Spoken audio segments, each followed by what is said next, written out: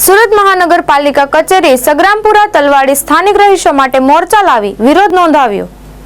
સગ્રામપુરા તલવાડી ખાતે રહેતા રહીશો દ્વારા આજ રોજ સુરત મહાનગરપાલિકામાં આવેદનપત્ર આપી રજૂઆત કરાઈ હતી કે સુરત મહાનગરપાલિકા સેન્ટ્રલ ઝોન દ્વારા સાવ મનસ્વી રીતે કમ્પાઉન્ડ વોલ બાંધવાના નિર્ણય વિરુદ્ધ સગ્રામપુરા તલવાડી મોલવી સ્ટ્રીટ નવા મોહલ્લા અને ડોલાવાડ મોહલ્લા વગેરે સ્થાનિક રહીશોમાં મનપા તંત્ર સામે ઉગ્ર રોષ હોય વિરોધ સાથે આવેદનપત્ર આપી રજૂઆત કરી હતી।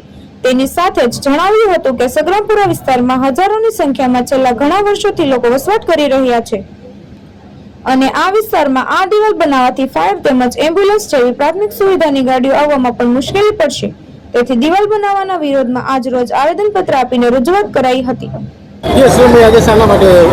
આજે સુરત મહાનગરપાલિકા મુખ્ય કચેરી ખાતે સગ્રામપુરા તલાવડી વિસ્તારમાં આવેલ મોલવી સ્ટ્રીટ નવા મોલ્લા ડગલાવાડ વગેરે વિસ્તારના સ્થાનિક રહીશો આવ્યા છે, જે ત્રણ સુરતી લોકો છે, સૈકાઓથી પોતાના પરિવાર સાથે ત્યાં રહે છે અને જે તલાવડીનો વિસ્તાર છે વર્ષોથી સૈકાઓથી ખુલ્લું છે કે લોકો એનો સ્થાનિક લોકો એનો સાર્વજનિક અને ધાર્મિક કાર્યક્રમોમાં ઉપયોગ કરે છે।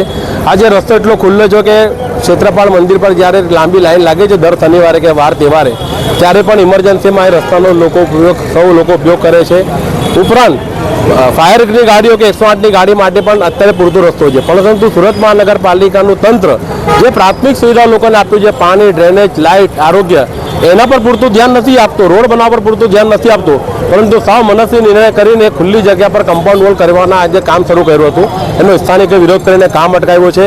ખબર પડી કે અહીંયા કમ્પાઉન્ડ વોલ બનાવવા માંગે છે, એનો સખત સ્થાનિક લોકોમાં રોષ સાથેનો વિરોધ છે।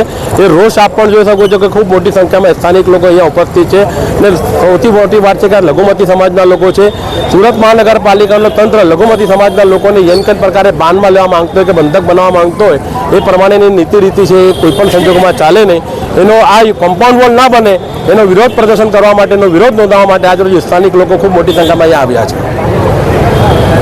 હિતેશ પ્રજાપતિ, દ્રષ્ટિકોણ ન્યૂઝ, સુરત।